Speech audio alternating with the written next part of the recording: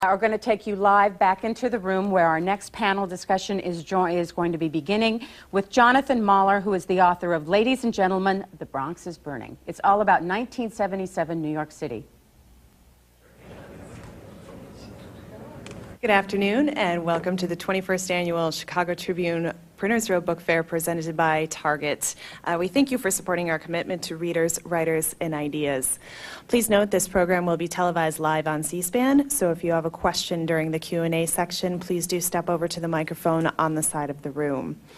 There will be a signing following this program, and books will be sold in the lobby and signed in the arts room, which is the first room on your left as you exit this room.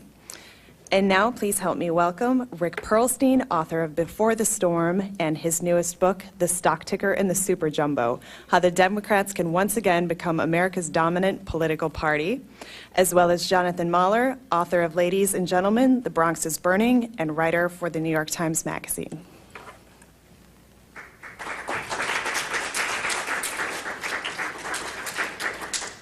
Well, I'm delighted you all could come here today to join me in a discussion of John's book.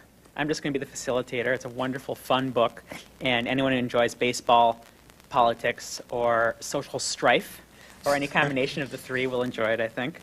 John is a friend of mine. We both lived in Brooklyn.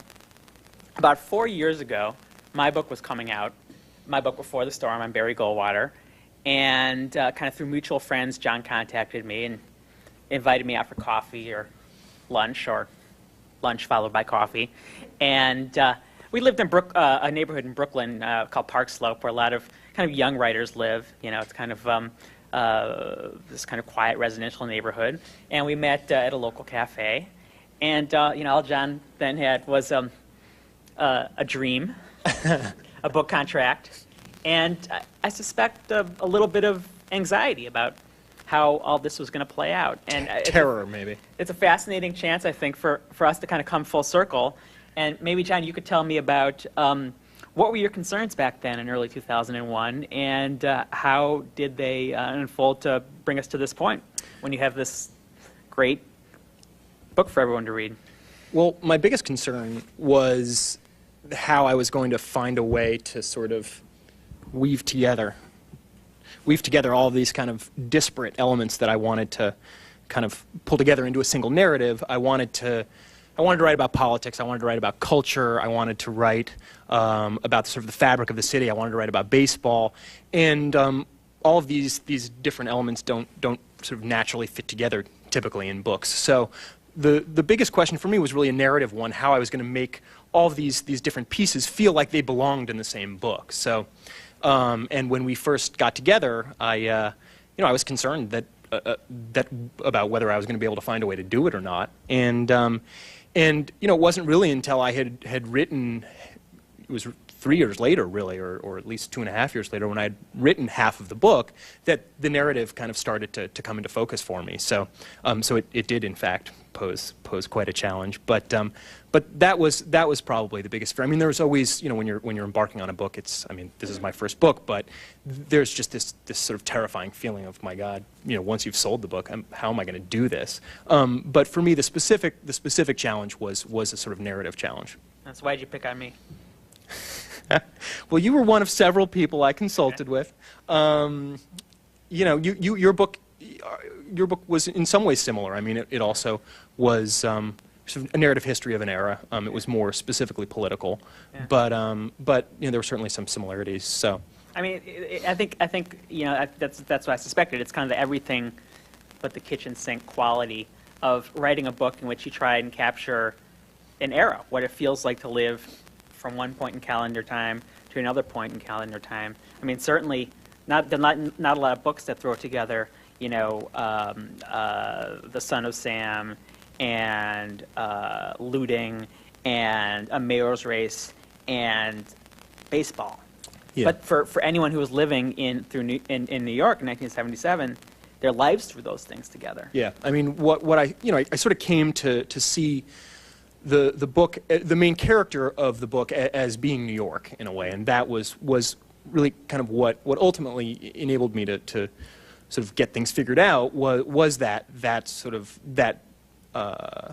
that sort of perspective on the book, that this was a book about New York. New York was the subject and the main character of the book, and from there the book just sort of became almost a diary of this kind of incredible and transformative year in the life of New York. Why don't you set the scene? You start on July 4th, 1776, 1976, and everyone remembers the tall ships.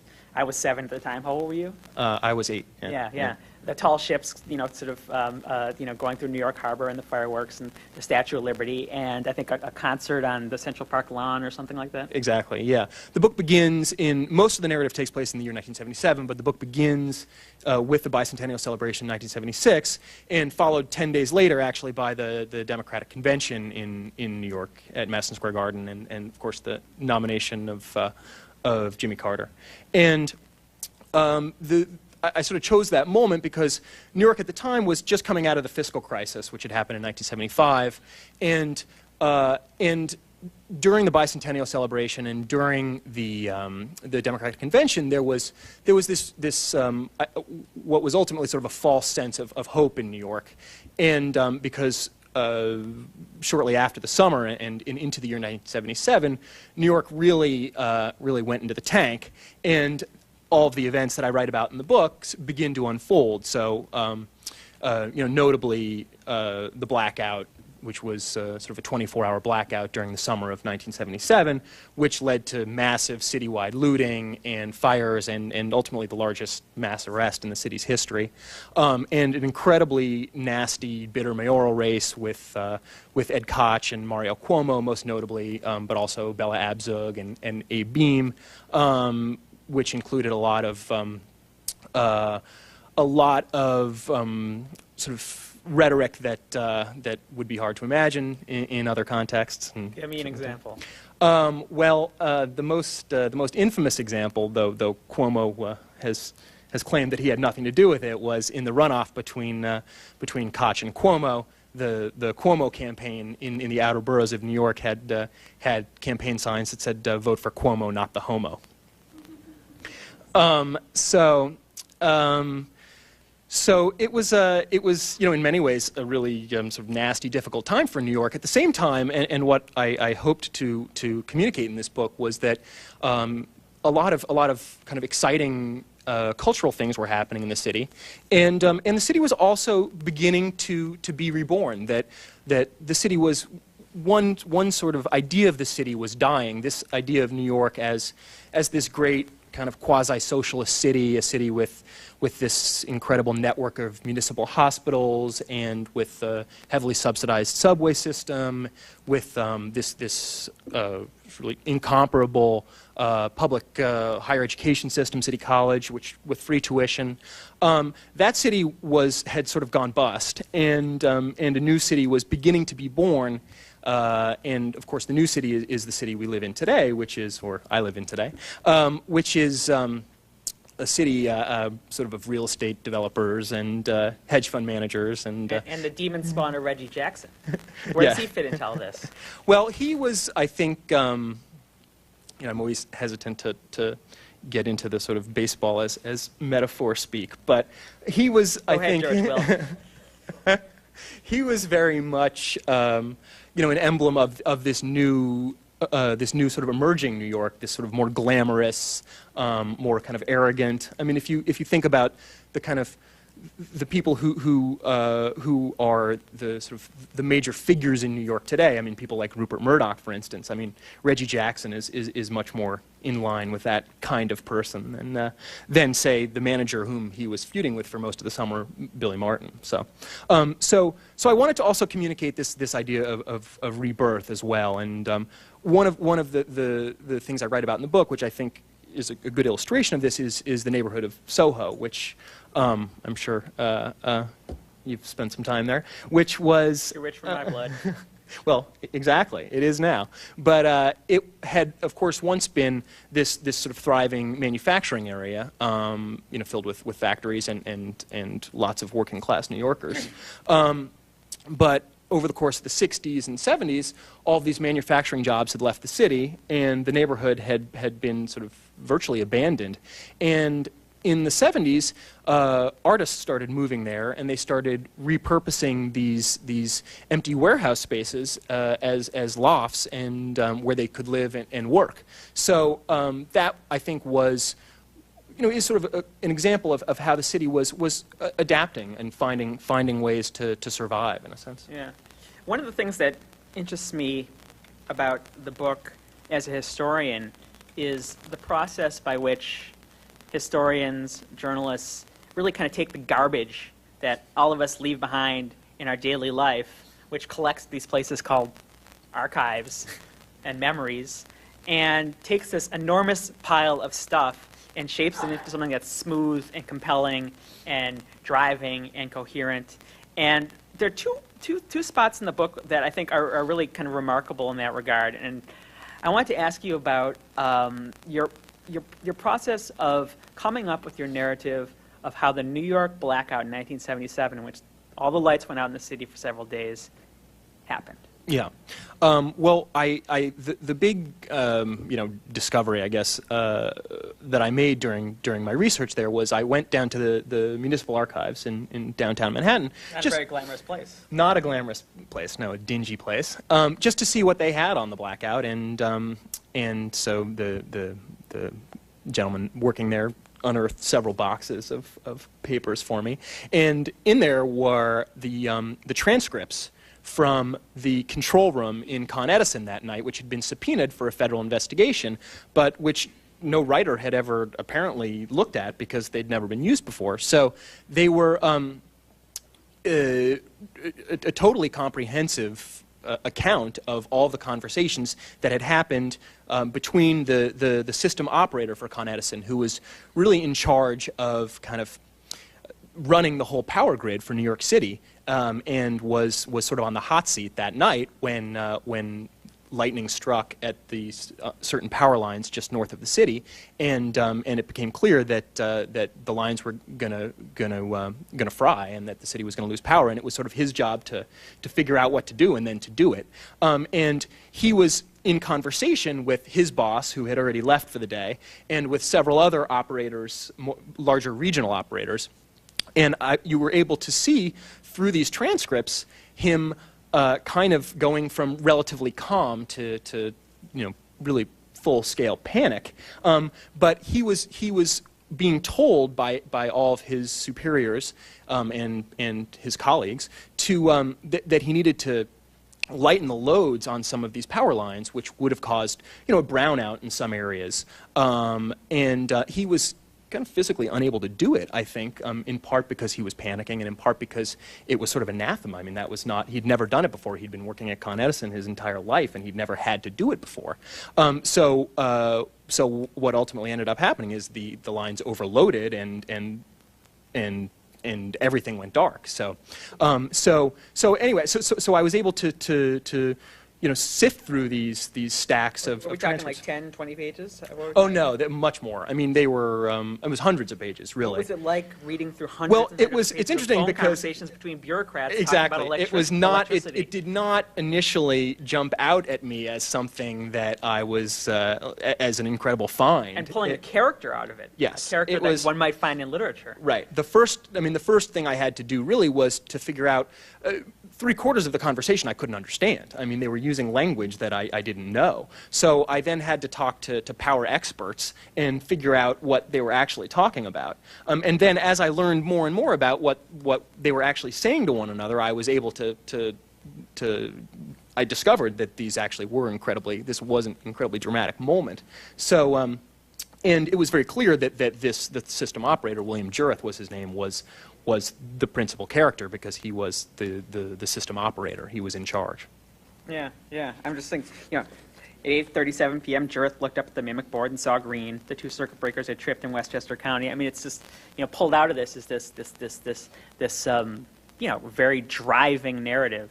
And then the other really kind of driving part of the narrative was the looting that followed. Right. And you had a very interesting approach to reconstructing that story. You asked all the cops in the precincts in a Brooklyn neighborhood what their experience was like. How did that happen? Yeah, well, I decided that when I was my approach to the blackout was going to be to focus on a single neighborhood that had experienced a lot of looting that night. So I zeroed in on a neighborhood in Brooklyn called Bushwick, which was a really desperately poor neighborhood. Though just 10 years earlier, or 15 years earlier, it had been a relatively stable middle-class neighborhood, but it had really gone south. And so I got the name of a cop who had worked at the local precinct, the 83rd precinct, during the blackout, and I gave him a call, and in an incredible stroke of luck, he said, well, actually, we're having our second precinct reunion in 25 years next month. Why don't you come along? So I went to the reunion and met a couple dozen cops who had all worked that night, and most of whom who had left the force already and were willing to talk very openly about what had happened that night. And because it had been such an unbelievable night, I mean, there were cops who made 25 arrests that night. I mean, they were literally wading into knots of thousands of looters and bashing them, Got this picture of this guy holding up like what looks like the column for a church or something like that. Like this must have been this 2-ton thing. Yeah, there were people walking down the street with love seats, over their heads, washing machines, television sets. I mean, it was block after block in the neighborhood commercial block after block was completely devastated and denuded. So. And these cops remembered things. I mean,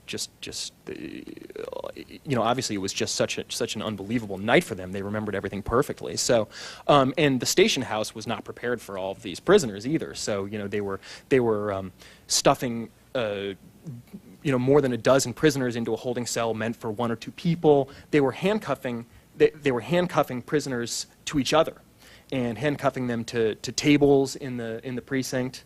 And the property room, which where stolen property is stored, was within a matter of minutes was overflowing with all of the recovered property. So they started moving all of the stolen property into the parking lot, and they had a cop standing guard watching all the stolen property. So. Did any of the cops? I mean, putting down a riot is not a pretty thing. Did any of them tell you about anything they did that they weren't necessarily proud of later?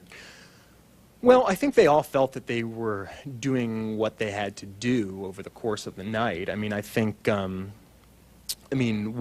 interesting thing I discovered was that after the blackout in 1977, there was all the reports were that no shots had been fired that night, and that was actually considered a real badge of honor for the New York City Police Department that they had, made it through this long night of looting without firing their weapons. Virtually every single cop I talked to said that he had fired his weapon that night. Yeah. So, I mean, I think they call it the same blue line of silence. Yeah, I mean, several of them literally told me that there were emergency services vans driving through the neighborhood, throwing out boxes of ammunition to them. I remember I recently read Serpico, and they talked about the paperwork you had to file. That's exactly it. It was such a nightmare to file paperwork, and even if you and most of most of these guys were not shooting at people. They were shooting their weapons in the air to try to clear people away. But even that, which is very dangerous. I mean, just shooting a bullet into the air is dangerous as well, of course. And even that requires an extraordinary amount of paperwork. So. Yeah. And then there's a World Series. And then there's a World Series, yes. And how does that fit in symbolically to this unfolding pageant? Well, over the course of the summer, there was this sort of summer-long feud going on between the sort of the new superstar free agent outfielder for the Yankees, Reggie Jackson, and the team's kind of scrappy blue-collar manager, Billy Martin. So drunk, violent, as well. Violent, nasty, racist, anti-Semitic. So over the course of the summer, they were, but at the same time, he was really a hero to lots of New Yorkers, in part because he was willing to stand up to George Steinbrenner, and so he became kind of this great symbol of the working man standing up to his boss. So he and Reggie Jackson, who was very outspoken and black and a millionaire, were at each other's throats all summer and playing out this incredibly nasty battle in the tabloids and in the New York Post in particular, which had just been purchased by Rupert Murdoch. And And despite all of this, the Yankees made it to the World Series, barely, and Don't tell them what happens at the end. Okay.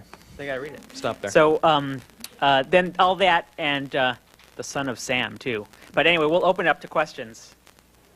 Anyone have any questions? The son of Sam was this killer who started murdering young couples in their cars in Queens who were necking, and throw the whole city into a terror. And Rupert Murdoch's New York Post kind of brought the Australian English model of the blaring. What are they called? Exactly. The wood. The wood, yeah. That's the back page 10-foot headline. tall Yeah. headline. Yeah. And that's they- pretty gripping stuff. Yeah, they call it. Just a quick comment. Do you remember the 1965 garbage strike in New York? I was born in '69, and I was just saying that it's just a quick comment. oh yes, if you could, this is being broadcast by C-SPAN. If everyone who wants to ask a question could go to the microphone. I just want to tell you about the garbage strike. What happened is, of course, in New York, if you leave nothing, if nothing's nailed down, it's stolen. Of course, you already know that. But that's how people got rid of their garbage. They gift wrapped and put it in the back seats of their cars and unlocked the doors. And almost always got stolen. And they got rid of their garbage. So I said, that is a city that works. It is a great There you city. go. Well, I was telling John that one big difference between Chicago and New York, and that has a big impact on sort of the daily character of the city, is that everything in New York goes on in front of the building. You take out your garbage in front of the building. You have these stoops in which people recreate and shoot the breeze in front of the building. Whereas in Chicago, you take out your garbage in the back of the building. And one thing, I live in Hyde Park in Chicago, University neighborhood, and one thing I couldn't believe was, well, what do people do when they get rid of their books? Because in Park Slope, I'm a historian, I write about the 60s, and every sort of former graduate student gets rid of their their I'm okay, you're okay, or whatever, their S books, and I love this stuff, and I would just like of a Sunday go from stoop to stoop to stoop picking up free paperbacks of books from the 60s and 70s. But in Chicago, they all throw them out in the back. And this kind of street life that you see in New York, and this kind of teeming nature, and also in New York the blocks are a lot shorter, so a lot more corner stores. You walk from here to there. Whereas Chicago, it's it's a little more spread out, and there's not as much a street life. It's a very different character of the city, and that's the kind of thing that you want to evoke in a book like this. Right. Yeah, I think that's true. I mean, it's interesting when there was another blackout in. Which is why also a garbage strike would be incredibly apocalyptic. I mean, if the garbage is right there in front of your house. Right. Yeah. The garbage strike is actually sort of a fairly regular right in New York. I mean, and it's always just Very about fragrant city. It is just about the nastiest thing you can imagine. Sort of sidewalks with garbage bags that are piled high and starting to open and kind of ripening in the summer. Always in the summer. The garbage strikes are always in the summer, of course. Yeah. Another question? The microphone, please. Why do people who want to ask questions can line up at the microphone? We all have preconceived notions of different people. In your research, in all the characters, and you have many in your book, did any of them surprise you in learning about them? Did any of them bring out more than you thought about them? Or were any of them unforgettable? Unforgettable. Yes, certainly unforgettable. That's a good question. I mean, I think that I was surprised to find, well, Billy Martin would be one character who sort of surprised me. I always thought of him as this sort of scrappy, tough sort of working class type of ball player and manager, which he was. But I think really during my research, I discovered that he was actually really emotionally disturbed also. That there was more to his... He reminded me of an artist or a writer. Just, Right. So it's like a neurotic drunk, Yeah. somebody who lives for their craft Yeah. and really will not suffer anyone who will not respect that at all. That's right. Yeah, yeah. I think he as I said before, I mean, he was really sort of a hero to lots of working class New Yorkers, and I think people didn't really realize just how how disturbed he was, how emotionally disturbed he was, and in an occasional interview he would say something that would kind of get at that, so that that certainly was one that surprised me. I think another one that that surprised me in some sense was Ed Koch, because everyone knows him as the sort of wisecracking, almost kind of the mascot of New York, and also as a real conservative, and I knew that he had kind of been a liberal who kind of became conservative, but I didn't quite realize that he was really a crusading, reforming liberal. I mean, he was really a sort of dyed-in-the-wool liberal who some would say cynically, kind of refashioned himself as a more moderate and ultimately more conservative candidate during the 1977 mayoral race. So I think that also came as some surprise to me. His 1962 campaign, the thing that struck out was it his enemies who kind of tagged this characterization on him? No, it was his. It was his. Yeah. Do you share? It was SAD was the SAD platform. It was some sodomy, abortion, and divorce. So he was. It's hard to imagine the Ed Koch we know now being. He kept on calling me and telling me to vote for George Bush last November. Yes, that's more the Ed Koch we know now. So if you could see yourself today, back from early 2001, and see what you've accomplished and what you've learned about yourself and your craft in the process of doing this, what do you think that? What do you think? Would you like what you see? You think? Yeah, I mean, I think there are always, and I don't know if you felt this way with Before the Storm, but I mean, as soon as you finish the book, or as soon as I finished the book, I felt, both this sense of relief, of course, and accomplishment, but also kind of a, something of kind of like a sort of a sadness, both because I was kind of going to be leaving this period of time that I had been postpartum depression. Exactly, that I had been immersed in, and that I had, when you're really sort of deep in the writing of a book and have been for a while, you just everything you seem to, it becomes a filter for everything you experience in your day-to-day life, and you just get really accustomed to seeing the world that way, and it's sort of jarring, and at the same time, I think also, I felt anyway that if I could go back and do it all over again, there were so many things I would do differently, and keep on finding stuff that I want to stuff into the book, that I wrote 4 years ago. Exactly. Yeah. They don't let you do that. No. So how could people have enjoyed this book? I mean, it didn't have this detail about Everett Dirksen.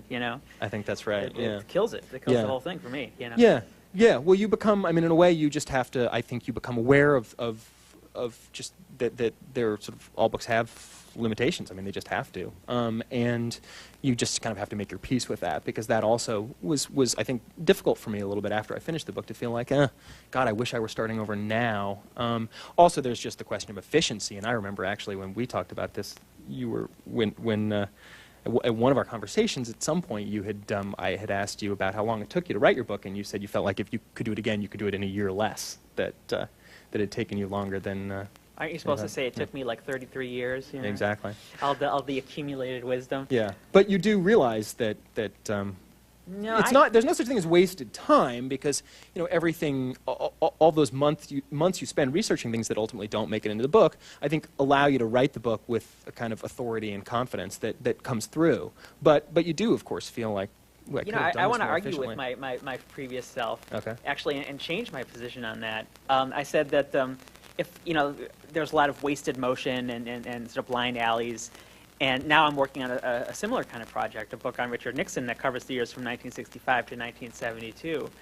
And one of the things I realized was I took kind of a hiatus in the middle to report on the 2004 presidential election for the Village Voice. So for like a year and a half, I only got to work on my book very sporadically. And just the very act of lots of time passing helped kind of congeal things in my mind, helped form them in my mind, sort of built my sense of self and where I was going and what I was doing. And That, of course, requires a very patient publisher. But yeah, and it's a tricky business. I'm just trying to let things congeal. Yeah, Give me a little more time. Yeah. And that's the job of the agent to smile at your publisher and say, you know, he's coming up with some gangbuster stuff here, man. You don't want to Right. rush this. Right. But no, I mean, I think that if you were to ask me now, was there any blind alley in writing my book Before the Storm that I wish I hadn't gone into researching? I don't think I would, because it expands you and ennobles you. It makes you bigger as a person, and you never know when something's going to come back. I think and when that's you're true. going to make a there's connection.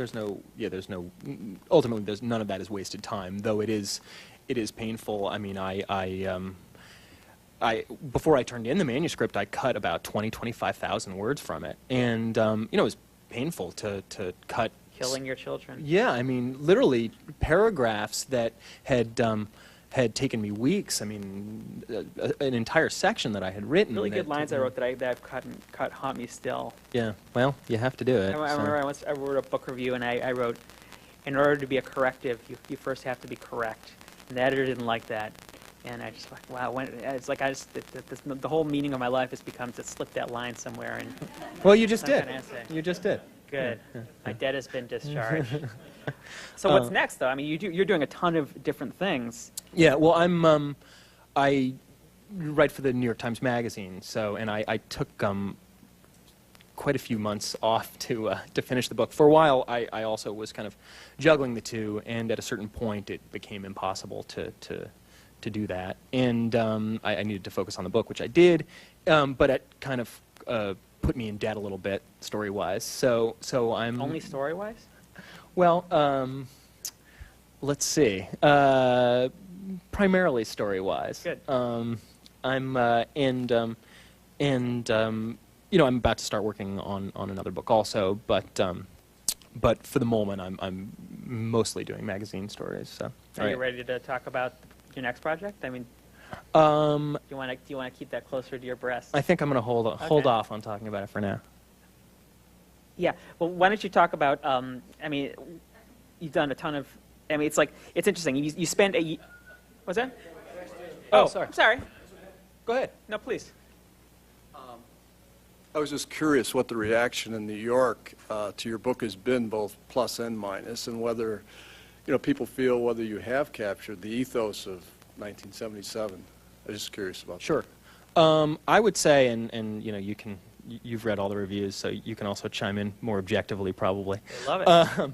I would say, yeah, that I think in terms of the question of have I captured the ethos of the city in that era effectively, I would say that, yeah, the reviews have been very positive, especially in that regard. I think most of the critical reception has been, yes, this book's a lot of fun to read, and it really does bring back that era very well. Which isn't to say that some people haven't been critical of the book for I think typically more ideological reasons. One recent criticism, or I don't even know if it's out quite yet, but in Commentary Magazine, which is this very conservative magazine, the reviewer there, who does say it's actually, the book's a lot of fun to read and is in many ways very positive about the book, criticizes me for suggesting that the rebirth of New York began in the 1970s. He, of course, believes that it began with Rudy Giuliani. So, not only is this sort of an unbelievably predictable conservative response, he also happens to have a very positive biography of Giuliani coming out next month. So, take that with a grain of salt, I guess. But for the most part, yeah, the response in New York has been very positive. It's funny because this is, was in many ways such an unpleasant time for New York City, and I'm often asked, if I would have wanted to live in the city in this era, because of course I was a young boy at the time. But there's also this really curious nostalgia for that era in the life of New York, and I think it's just because so many incredible things were going on. I mean, it was just in addition to just all, some of the events we've talked about, the blackout, the Son of Sam, this crazy mayoral race, this was the year that disco really took off. It was the summer that Studio 54 opened. It was the moment that punk rock really started to become this great New York phenomenon, and that this punk rock club CBGB's started to really... Even, up in the Bronx, weren't there even like the early glimmers of hip-hop? Yeah, this was the very beginning of hip-hop in the Bronx as well. So it was also this incredibly exciting time, and I think, in many ways, I guess it's like many cities that sort of tend to flower culturally in these really, really difficult moments. That's sort of what was going on in New York at that time. And I think also, because the city's the 1975 fiscal crisis had caused significant layoffs in the police department, and the city became almost kind of like a frontier in many ways. And there was, for instance, this whole all the piers on the west side of Manhattan had become this sort of thriving gay kind of nightlife. It had virtually been sort of taken over by the gay community, and it was totally unpoliced. And so there were sort of pockets of the city where things could just happen without any kind of interference from the government, basically. Actually, disco began that way. Everyone thinks of disco as this really sort of glitzy, glamorous thing, but it actually began as this underground dance club movement that people would, go out to these empty lofts in Soho, or these empty hotel ballrooms in these sort of crumbling midtown hotels, and dance. And that was really, they'd come from all. It was also this sort of incredibly integrated culture as well. People would come from all areas of the city to just go dance to the early disco music in the mid 1970s. So I think it was also this incredibly exciting time culturally. So I think that also has kind of contributed to the interest in the book, this sort of nostalgia for this era, despite the fact that it was in many ways a pretty grim time for New York. And certainly I personally, would much rather live in the city, today's New York City, just because it's a safer, cleaner place. But I would also have loved to have lived in that city. And there are things that even though I wasn't able to experience it firsthand, that I almost feel like a nostalgia for a city that I never really knew very well, or that I only saw in sort of fleeting glimpses. So. Well, speaking of that teeming danger, maybe you can kind of wrap up by explaining the title. Do we have one more question? Oh, yeah, sorry. Yeah. Would your book have been drastically different if you had picked another neighborhood like Canarsie or Fort Greene instead of Bushwick?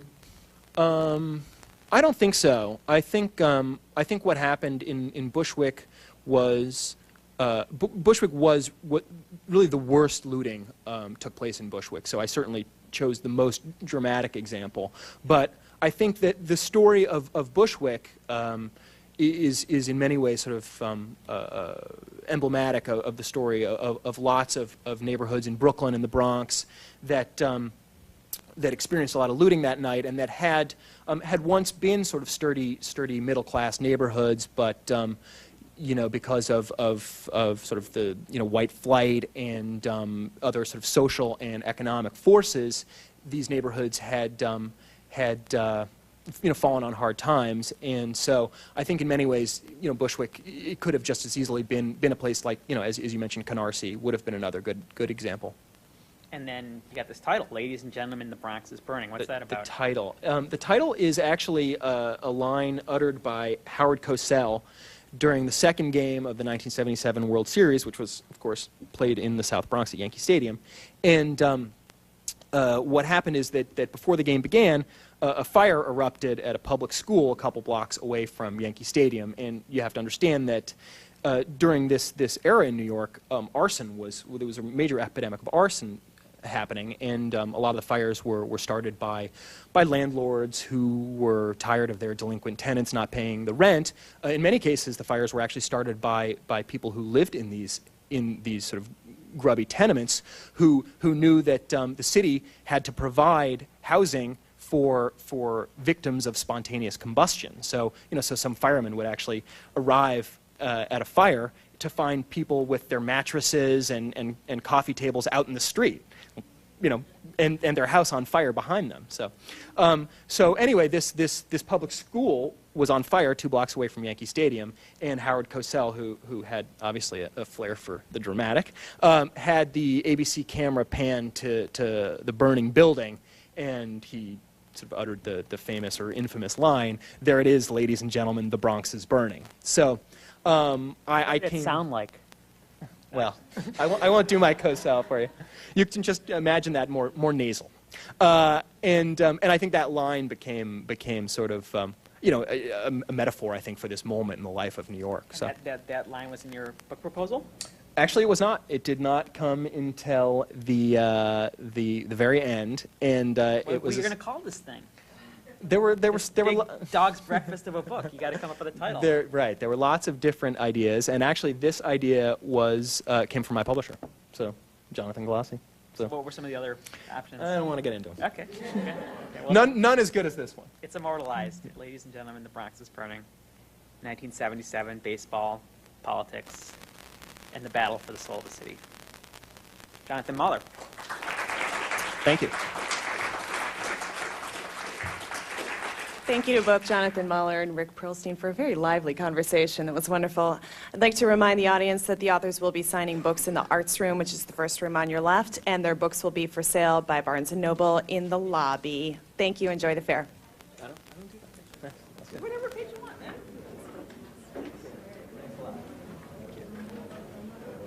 Oh. Okay, I'll do that right now.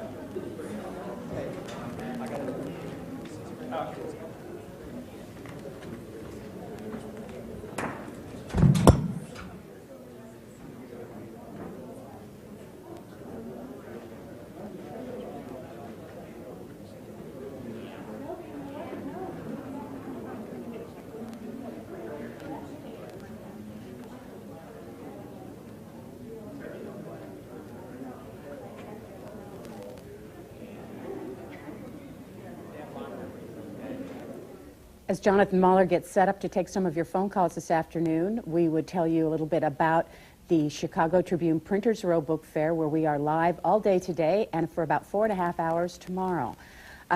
The Printers Row Book Fair began in 1985. It is in its 21st year. And this is the street fair, which is located about 2 blocks from the building where the panel discussions are going on. There's about 190 booksellers there. And over the 2-day period, it's expected that about 90,000 people will be here at this book fair, both in the street fair and at some of the venues where the book discussions are happening, like the one that we're bringing you live. There are approximately 90 programs going on over the 2 days. The Printers Row Book Fair was bought by the Chicago Tribune several years ago in 2002. And so it is now called the Chicago Tribune Printers Row Book Fair. This happens in downtown Chicago, in an area where in the early 1900s the major publishers had their offices.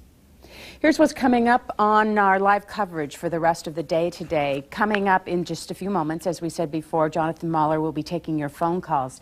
And then at the top of the hour, we'll be talking with Studs Terkel, whose new book is called Race, How Blacks and Whites Think and Feel About the American Obsession. After that, you'll meet Kevin Boyle. Mr. Boyle is the author of Arc of Justice, a saga of race, civil rights, and murder in the Jazz Age. His book won the National Book Award last fall. After that, Mr. Boyle will take some of your phone calls, and then we'll have a session with John Harris. John Harris is the author of the new book called The Survivor, Bill Clinton in the White House. It is getting a lot of attention. It's a Random House book, and it is being featured this weekend in a review in the New York Times. Mr. Harris's book will first talk with you, the viewers, then he'll make a presentation, and then he'll take some more of your phone calls. By the way, there's the Book TV bus. It is a brand new bus that is on exhibit this weekend at the Chicago Tribune Printers Row Book Fair, and beginning in September or October, beginning this fall, it's going to start going all around the country. One more thing I would tell you is that at Stephen Boguera, the author of Courtroom 302, will be with us later on today, and he is going to also take some of your phone calls. He'll be followed by Alex Kotlowitz, the author of Never a City So Real, A Walk in Chicago. And then we will be wrapping up our day today with Brian Greene, with a call-in program. That's all in the next 6 hours or so. Well, Jonathan Mahler is back in the building where we have been live, and he is here to take some of your phone calls. Mr. Mahler, when you look specifically at New York, and now you sit in Chicago, how do you make the comparison specifically in the area of the politics? Let's see. Well, I'm not from Chicago. I'm from New York, so I'm not all that intimately acquainted with Chicago politics. So I can tell you everything you need to know about New York politics, but I don't know that I'm qualified to make the comparison. I can't believe that you had this whole discussion that included baseball, and nobody brought up the Cubs beating the Red Sox. Yeah, it's true. There were actually my hotel was filled with Red Sox fans who I guess had flown in for the game, and they were drinking beer when I got up at 9 o'clock this morning. So, Skeeter, Illinois, your first stop with Mr. Mahler. Hi, Mr. Mahler, and thank you for being in Chicago, my favorite city, and thank you to C-SPAN. You guys do a good job all around. My question, Mr. Mahler, what do you think would happen if Chicago and New York fell in love and got married? Thank you. Bye-bye. What would happen if Chicago and New York fell in love and got married? The Windy City and the Big Apple. I don't know. I mean, Chicago, I don't think that there are, there's not a lot of natural tension between Chicago and New York the way that there is between New York and Boston, at least. So I guess it's possible. Next is New York. Good morning. Yes, Mr. Mahler. My question is, you mentioned that 1977 was beginning the rebirth of New York City. However, some of the critics have pointed out that really it began in the early 90s with the Giuliani administration, and when you've heard that, you've been quite indignant and dismissive of that. I'm curious to know what are you pointing to? Because the difference between 77 and 87 is quite small. It's still a bloated government and huge crime. But between 87 and 97, it's a world of difference. Yeah, well, I don't think, obviously it takes cities a long time to actually change. And, it would be unrealistic for me or for anyone to try to make the argument that, in the course of a single year, the city went from bad to good or was reborn. What I suggest in the book and what I believe to be true is that the seeds of rebirth were planted in 1977, in the years around 1977. So I think, as I spoke about a few minutes ago, I think the rebirth of Soho is a very good example of that. This neighborhood that had been, had once been this thriving manufacturing neighborhood that had then, as all those manufacturing jobs left the city, had become abandoned and fallen on hard times, was in the 1970s, was sort of reborn as this artist community, and from there it developed into what it is today, which is an area sort of crowded with galleries and boutique stores and restaurants and very expensive real estate. So what I really mean to say is, of course, Giuliani had an enormous impact on crime and other more kind of tangible measures, but I think that 1977 was the year where the city started to pick itself up, and where the city really, and people in New York really began to realize that the old New York, the old social democratic New York, the New York that kind of aspired to be all things to all people, with its municipal hospital system, with its free higher education, that city was no longer financially viable, and that it needed to find a new way to go forward. So, that's sort of how I respond to that criticism. Jonathan Mahler is joining us live from the Chicago Tribune Printers Row Book Fair. If you would like to have a question or a comment for him about his book, The Bronx is Burning, 1977, it's all about 1977 in baseball and politics and life in New York City. Here's how you can join us. If you support the GOP, 202-737-0001. If you support Democrats, 202-737-0002. And all others, 202-628-0205. Plantation, Florida, you're on the air. Go ahead. Please go ahead, Plantation, Florida. Okay, we'll move on to Portland, Oregon. Hello, Portland. Hello. My question for Mr. Mahler is if he thinks that any city, the undertaking that was New York, could be undertaken today, considering the huge deficits billion-a-day spending in Iraq. Mr. I'm Mueller. sorry, I missed the last part of the question. I missed the last part of the question. She said, could something like New York happen in this day and age when we're spending so much money in for the war in Iraq? Right. Well, certainly New York has over the years, tried to learn to make do with less. I think already though New York has become a very different kind of place. I mean, it is no longer the city that provides as much for its citizens as it did, earlier in the century. So I think, in many ways, the city has already come to terms with that and has already tried to find a different way to survive. So, Roxford, Illinois, you're next. Hi, we're wondering what the basis of the comments regarding Billy Martin being racist and anti-Semitic are. Just what the background is on that. Do you disagree with that caller? My husband does. I don't really care. Okay, thanks. Well, that was something that was said to me by a couple people, by several people whom I spoke with who knew him. So that was that was something that seemed to be a pretty clear consensus from a number of people whom I spoke with who had witnessed it firsthand. Brooklyn, hello. Brooklyn, you're on the air. Brooklyn's not answering. Let's try New York. So my main question is, I remember I was 10 back in 1977, and I remember the dismal picture that was painted for New York, and you captured it so well in your book. And I remember how people used to talk about the 50s and how great it was in the 50s. But now we're undergoing a renaissance in New York. These neighborhoods that you describe in your book, like Greenpoint, Williamsburg, and even Bushwick, is undergoing this incredible renaissance. What do you owe this renaissance to, in your opinion? Right.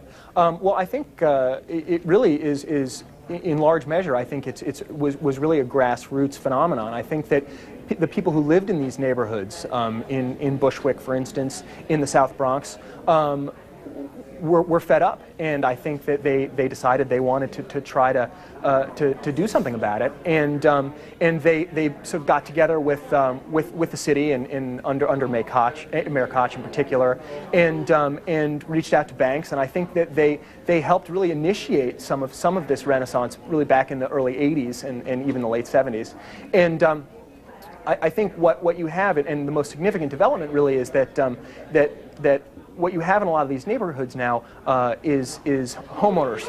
And in the 1970s and 1977, you really had renters. So since then, a lot of sort of lower middle income housing has been built, and people who now have sort of a stake in these neighborhoods are much more concerned with the neighborhood's well-being and with taking care of the neighborhood and making sure that they're sort of protecting their investment. So I think that's probably the most significant factor. Mr. Mueller, we just showed our viewers the cover of your book, in which at the top of it you have that picture of Ed Koch and Mario Cuomo. Where was that taken?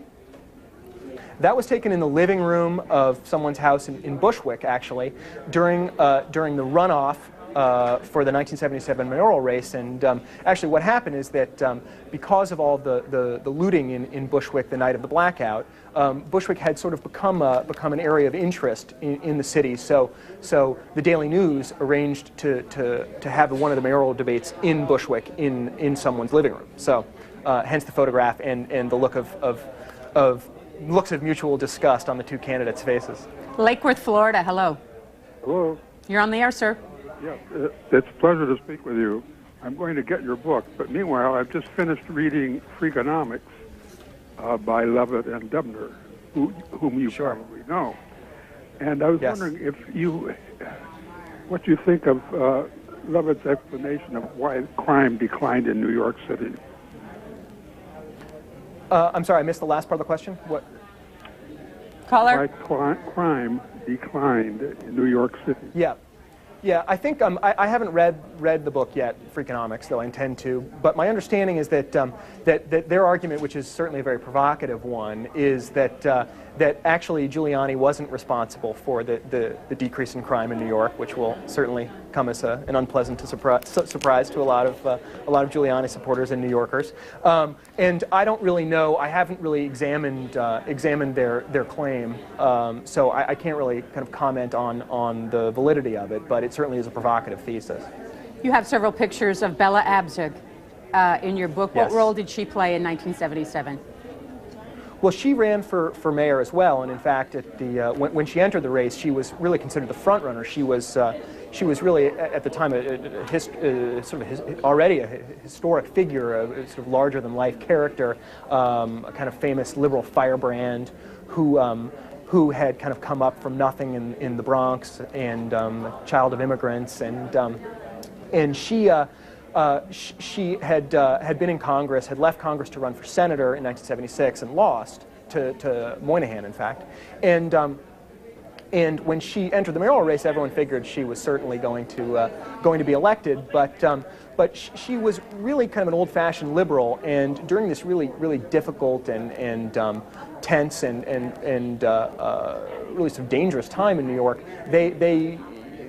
the old liberal formulas weren't really resonating with the city, and actually the metaphor I use in the book is that she was sort of saw New York almost as a broken snow globe or as a snow globe rather, and that if she just shook it hard enough, maybe the snowflakes would fall again, meaning that the city had kind of changed. It was no longer the liberal place that she had grown up in and come up in, but that she wasn't quite ready to accept that. Clifton Park, New York. Hi, I was someone who left the city in 1969 after getting the free city college education, and my family left shortly thereafter. Was there anything that could have been done to prevent the exodus of the middle class? Were there things that were feasible at the time which could have altered the pattern of exodus? Yeah, I mean it's a very good question, and it's something that happened in cities across America. It was certainly a phenomenon that was not unique to New York, and I'm just not sure. I mean, I think certainly had more energy gone into tackling the public school system in New York. That was probably the single biggest factor that drove most young families out of New York in the late 1960s and 70s. So I think certainly with hindsight, if we could sort of go back and if the city could sort of do one thing to sort of keep the middle class there, it would have been to try to do something to save the public school system, because of course earlier in the century the city had this sort of legendarily excellent public school system, and it had just fallen into total disrepair. And to me, nothing was as important. Nothing was as important to spend tax dollars on as the public school system. So I think that probably would have been the one thing that might have kept the middle class in New York. The book is published by FSNG. It is called Ladies and Gentlemen, the Bronx is Burning, 1977, Baseball, Politics, and the Battle for the Soul of a City. And joining us has been the author, Jonathan Mahler. Thank you very much for joining us. Thank you for having me. And we are going to be back in just a few moments with Studs Terkel. It was quite a challenge, but that was probably the biggest fear. I mean, there's always, when you're embarking on a book, this is my first book, but there's just this sort of terrifying feeling of, my God, once you've sold the book, how am I going to do this? But for me, the specific challenge was a sort of narrative challenge. That's why did you pick on me? Well, you were one of several people I consulted with. Your book was in some ways similar. I mean, it also was sort of a narrative history of an era. It was more specifically political, yeah. But there were certainly some similarities. So, I mean, I think that's what I suspected. It's kind of the everything but the kitchen sink quality of writing a book in which you try and capture an era, what it feels like to live from one point in calendar time to another point in calendar time. I mean, certainly not a lot of books that throw together, The Son of Sam and looting and a mayor's race and baseball.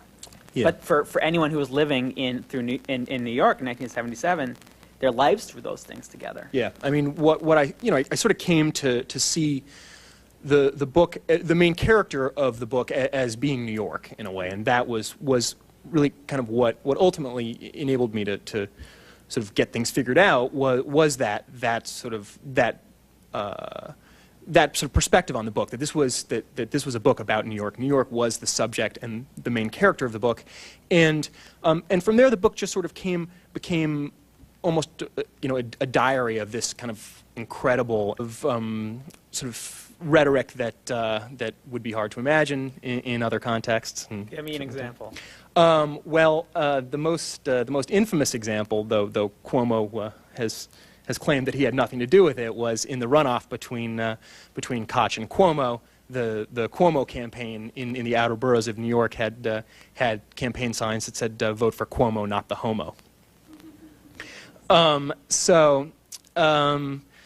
So it was in many ways a really sort of nasty, difficult time for New York. At the same time, and what I hoped to communicate in this book was that a lot of kind of exciting cultural things were happening in the city, and the city was also beginning to be reborn. That the city was one sort of idea of the city was dying. This idea of New York as this great kind of quasi-socialist city, a city with this incredible network of municipal hospitals and with a heavily subsidized subway system, with this really incomparable public higher education system, City College, with free tuition.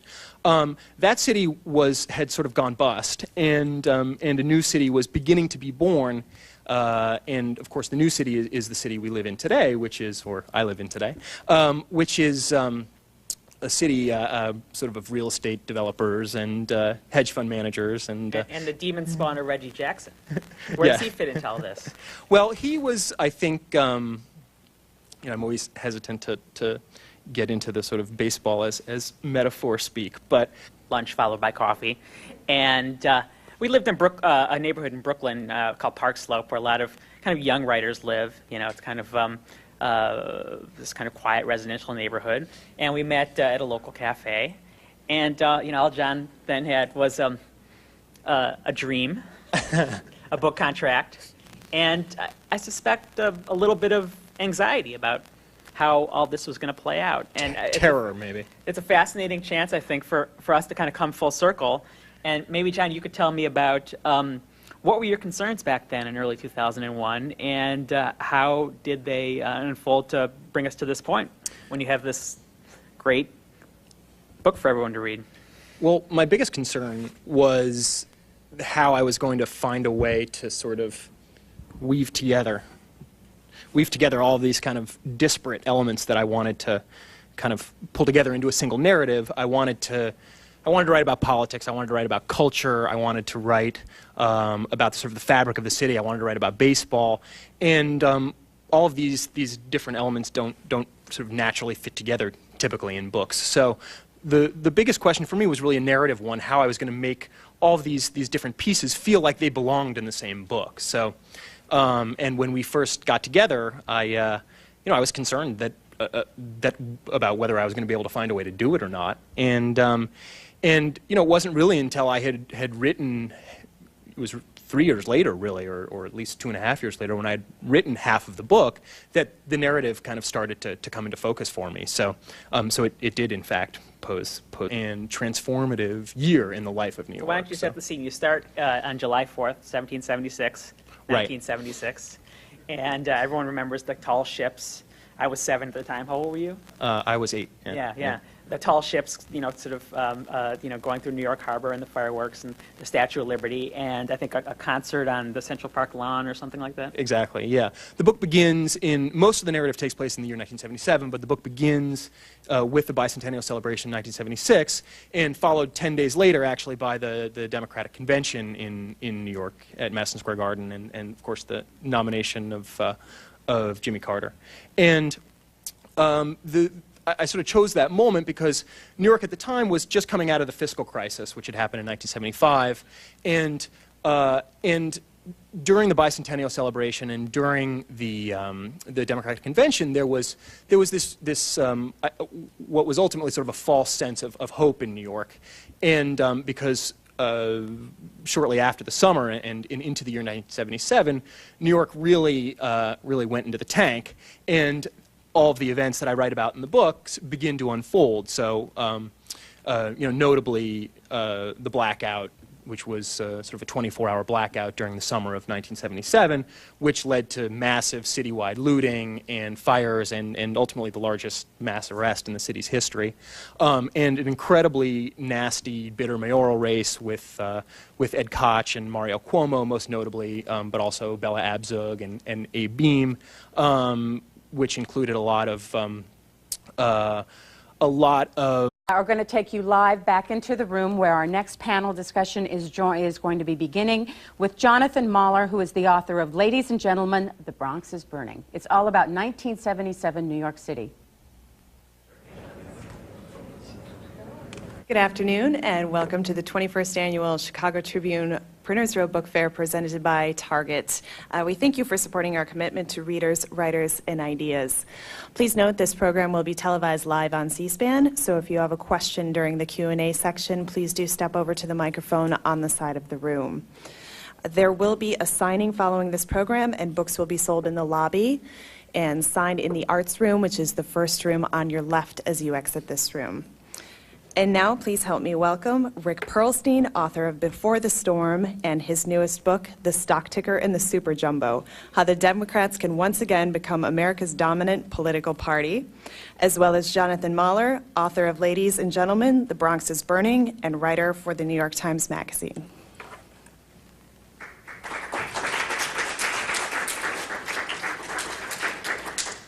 Well, I'm delighted you all could come here today to join me in a discussion of John's book.